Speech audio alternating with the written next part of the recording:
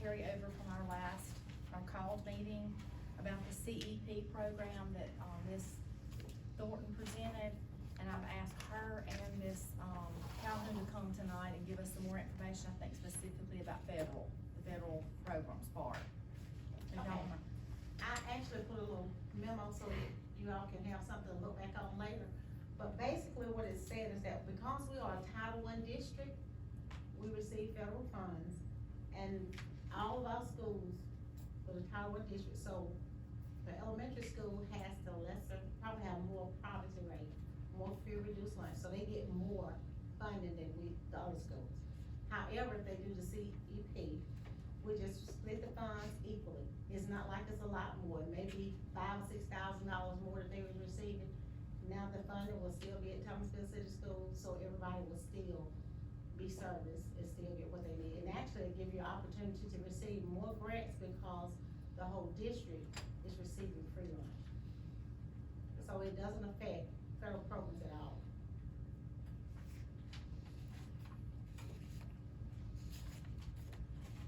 Okay, Ms. Calhoun, you know the question that we had for you about I can't find it right now. About the local funding? Yes. Was it something like that? Yes, I'm looking for it. About the For the reimbursement, that if you don't pay- get reimbursed a certain amount, then Yes, we want a you have to pay clarification on it that. from local? You talking about child nutrition? Yes. It was in your presentation, Emily. Okay, Ms. Calhoun mentioned to me that there might be a little bit of confusion about the 20%. So what it is the State Department has a formula for CEP. And based upon Thomasville City Schools' direct certification per school, Thomasville City Schools can get free meals. Well, let me back up. The USDA is going to give us a reimbursement regardless, okay? Let me just say that, they're gonna give us a reimbursement regardless. Right now, we get reimbursed based upon a free rate, reduced, and paid. If you go CEP, reduced goes away, they just paying like 30 or 40 cents. They're basically gonna be clumped in with the free students. And then 79.47% is gonna be the free rate that the USDA is gonna give us. And then they're gonna give us the paid reimbursement rate of the 20% that's left over. So there's no risk of us having to reimburse out of local funds? There's not- Only if food cost goes up real high and we can't afford to do it because, a carton of milk right now, shelf stable, is 55 cents when we normally paying 35 cents. So if we budget properly and we watch our expenditures and our revenues, we should be okay. Okay. And then we also can do a la carte sales, providing there's no COVID outburst or anything like that. So we providing free lunch with just elementary school or all schools? This would be all schools, because it doesn't make any sense. Marketing wise, I think it's bad PR to just give free meals over there at the elementary school and don't do it for the children over here, because the parents are not gonna understand that. So when you say free, say if a kid wanted the extra carton of milk, can he get it? He needs to pay a la carte price for the carton of milk.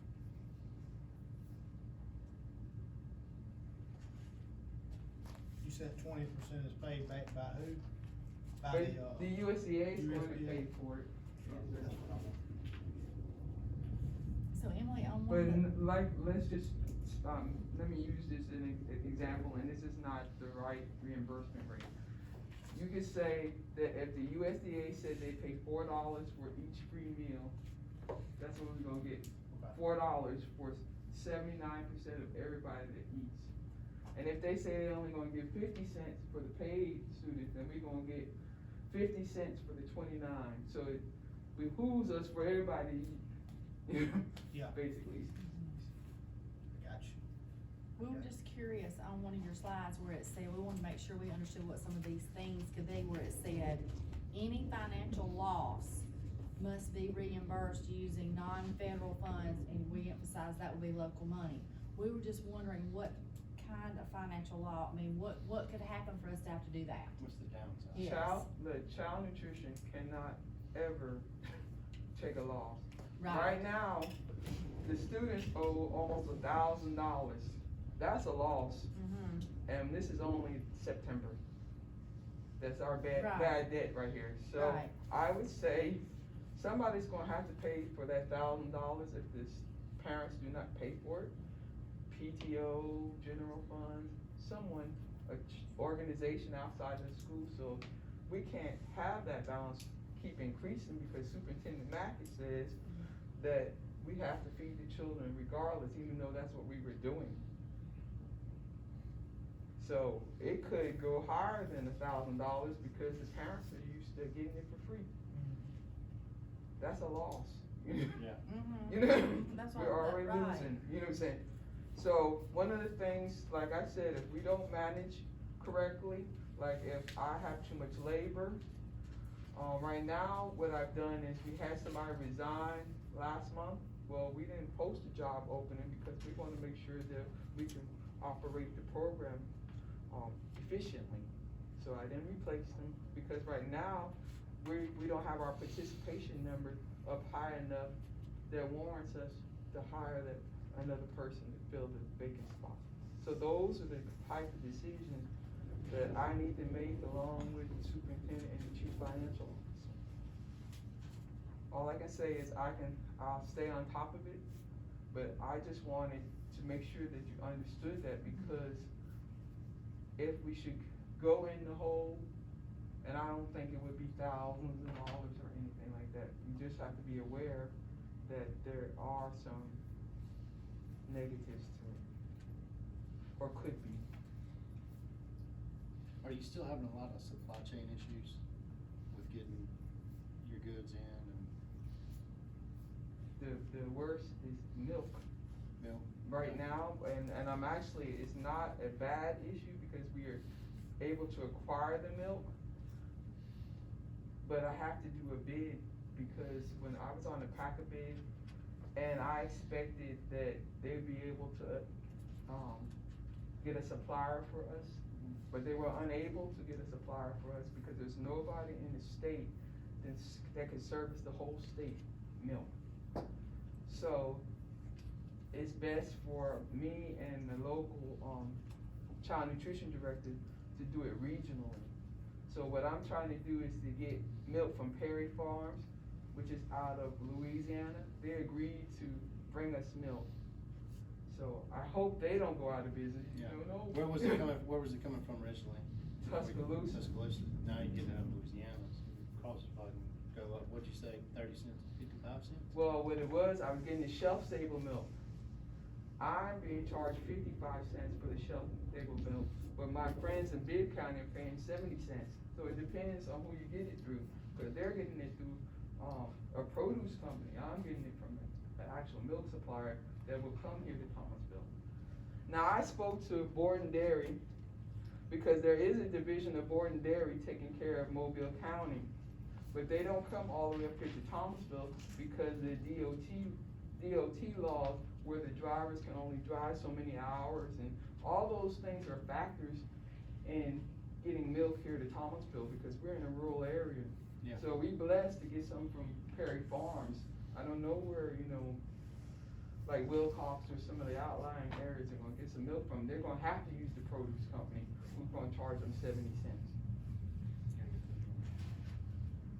So what was the program where we had to do, that they had lifted for a little while, where we had to do certain recipes and prepare food in certain ways? Is that lifted still, or are we back into, hey, you gotta follow these certain guidelines and We're don't? back there. Basically, what you're talking about, the No Kid Hungry Act, that came through with, President Obama, where Thomasville City Schools was recognized as a, Gold Star school, with distinction. Thomasville, Elementary School, and me and Ms. Martin had the opportunity to to go to the White House, and we were recognized for that. And so we were ahead of the curve when this went nationwide. And basically what happens, the analysis that you're talking about is I have to make sure the children have dark green, a half a cup of dark green vegetables, a half a cup of red vegetables. During the week, they have to have a half a cup of beans, 2 ounces of bread. You know, it's a lot of stipulations to it. You also have to make sure you have so much sodium, so much calories, and that's breakfast and lunch. Okay. So yes, that was lifted, the waiver was lifted after June. Okay. The only waiver they gave us was that we can decide if we wanna be CEP or not. Most of the time you make that decision in April. They expanded it to September 30th. Okay. All the other waivers, taking away.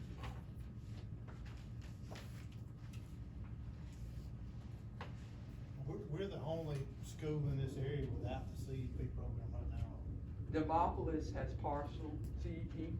Basically what they do is like what we could do, say, since the elementary school is about 90%, they can get free meals, and then the high school and middle school pays. So I think Demopolis High School and one of the elementary schools, maybe 3 schools are CEP and the rest of them are not. What we would be doing is like Clark County. I use, for example, Jackson, the city of Jackson has a lot of industry, but Coffeyville doesn't, Zimco, Grove Hill, other areas, they don't have it. So because Jackson is part of Clark County schools, they can do a percentage like we can do, and the children in Jackson, even though they have all that industry, are eligible for CEP.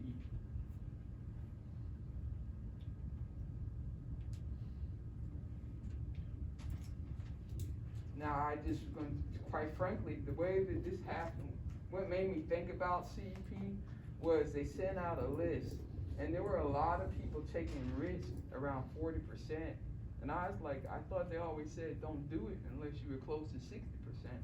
So I called the State Department, and I said, am I not, you know, am I not thinking about the best interest of our students? Am I looking at this wrong? Why are all these people, all these schools districts choosing to go CEP, and they're only around 43%, and so are we.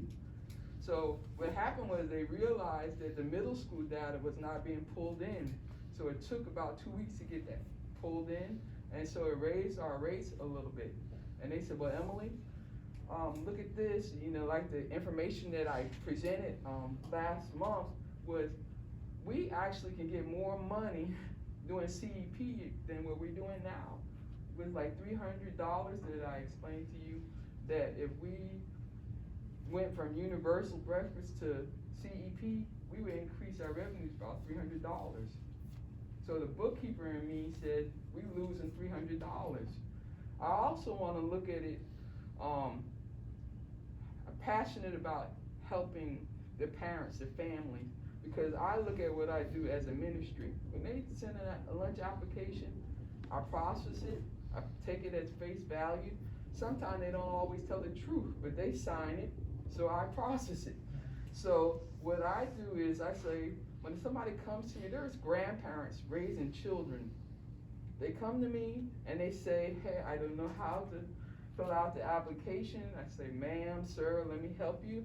And I help those people. I also direct them to DHR where they can get additional help. There are people here in our school district who are struggling, whether they're in an abusive relationship or what have you, they just can't get the money to feed the children $2.75. So all I'm trying to do is help the family. It's not helping me any. I don't have any children in the school district. You know, I just want to do what's best for Thomasville children and their households. Because the managers now are trying to collect this $1,000 debt. And a lot of the information is not correct. The telephone numbers they're calling are not accurate, and some people are not always nice. They treat the managers like a bill collector. So the managers are spending time trying to recoup this money when we don't have to. If we were to go the CEP route, does the parents have to fill out any kind of information, or is just every child is there and we don't have to do anything else? Right, so let me use this as an example. Right now, I've had lots of different incidents. All right, so when somebody fills out an application, I've given them information, I say you're free, reduced, or paid. Well, we have some children, they're eligible for free meals because they're direct cert, meaning they food stamps or Medicaid. Now, because we live in a rural area, I have incidents where there was 3 households living in one spot using the same address. 2 of them had children in it, students. So I get these telephone calls about, well, I don't understand why I'm free, I shouldn't be free, you know, and what's happening is one of the cousins' household are free because of Medicaid, but the other one's not, but they're using the same address. You know, things like that we have going on. I had a telephone call Friday. You have blended families.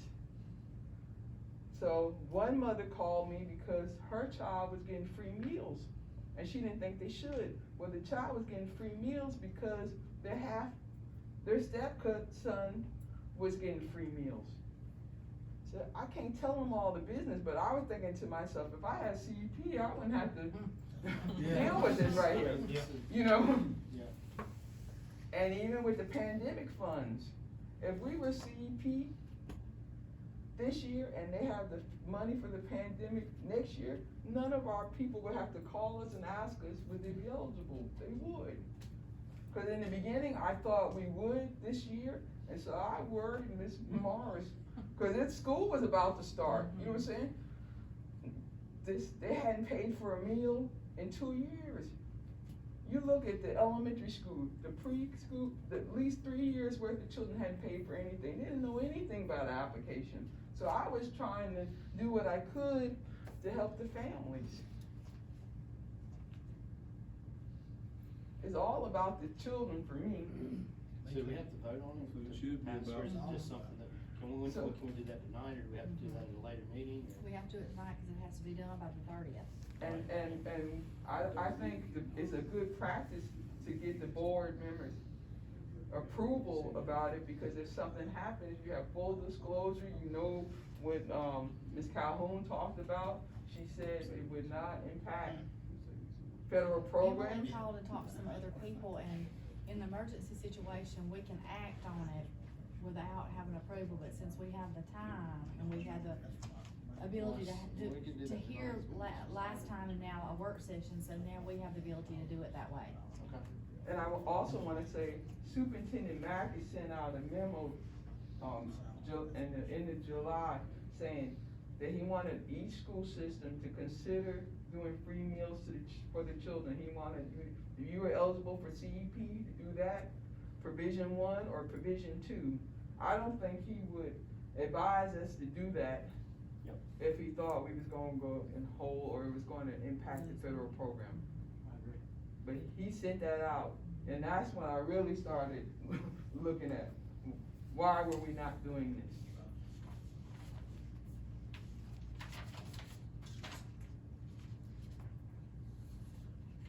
And Ms. Schamberger, I don't believe you were here last board meeting. So basically what we talking about is, it's called community eligibility provision. And all the children can eat for free. I know you gathered that by now. And the benefits for it is there's no application. Like, they've already filled out application because they wanted to make sure they got their PET funds, okay? Right. And they also filled it out because they didn't know we were looking into CEP, okay? So basically, there's gonna be verification process October 1st. If we approve being CEP as September 30th, I don't have to verify anybody's income. That takes a process, cause they don't understand why they have to send me information, why do we need to know their business and all that kind of stuff. So we won't have to do that, we won't have to make any telephone calls. The children, well, the high school students especially, they don't wanna come in and eat and people think that they're on free lunch. They were eating better when everybody was eating for free. The high school numbers is down since they had to pay. Cause it's not cool to just come in there and eat, you know, if it's all free there, here they come, they gotta pay. They don't want people to know, even the free students won't come in there because then it's a stigma attached to it. How do they know? Don't they all just put a number in? They don't know, Okay. we don't tell them, but that don't mean that they don't know. Makes sense Cause you were a teacher, you know, before, and you know, a lot of times teachers speculate who's free and who's not, but they don't hear it from me or the managers. And they all, don't they just, they put their number in and it takes care of whether they're free Yes. or reduced or whatever? Right. But the high school students are consumers, you know what I'm saying? And so, do they take that money and spend it here, or do they spend it when they go to the college to dual enrollment, or when they're doing co-op? They gonna keep their money and they gonna grab them something to eat on the way, but if it's free, they gonna stop by here, get something to eat, and then probably still go buy McDonald's. You know? You know? Probably right. So. But, Ms. Schamberger, you have any, you probably looked over this, if you have any questions? I don't. Anybody else have any other questions? I don't. I think it's a good program.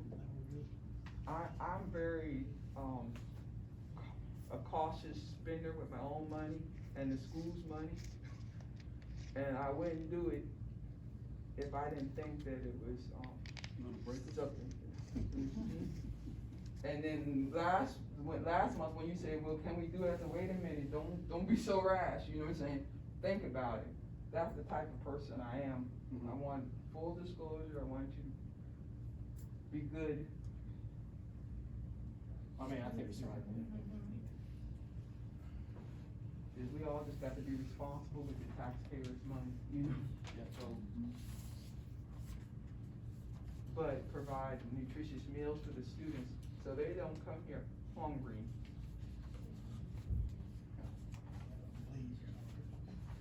We just don't wanna leave, you know.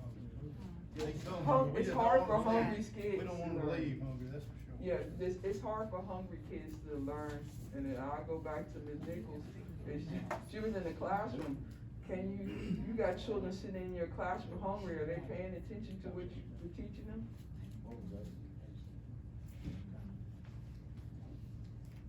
It's part of the process, it's part of the educational process.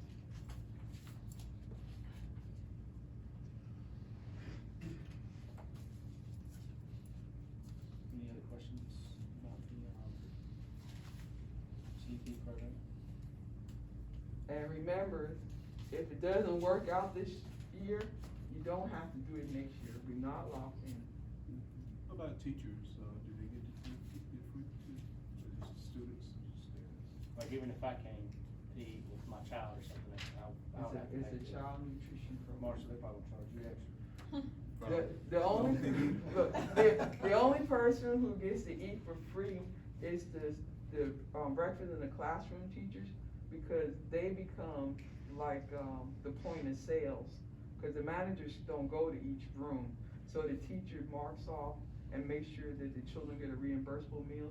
They're the only one that get the meal at no cost. Who do? The teachers, the homeroom teachers. That's what I was asking. Yeah, for breakfast. Only Oh, for breakfast. breakfast, okay, I got you. Because for lunch, they're coming through the line. Okay.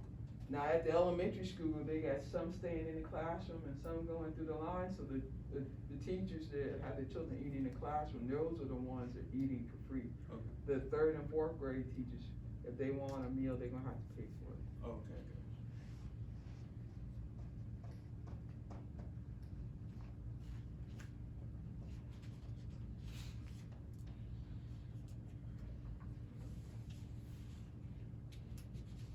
other questions regarding that? Any other comments? We got all the information? Okay. Thank you, Emma. Ms. Smith, thank you so much. Alright, so, that's all that we have on our meeting agenda. So given that information, we will call this work session adjourned. And then we will pick back up at 5 p.m. and continue on with our regular, scheduled board meeting.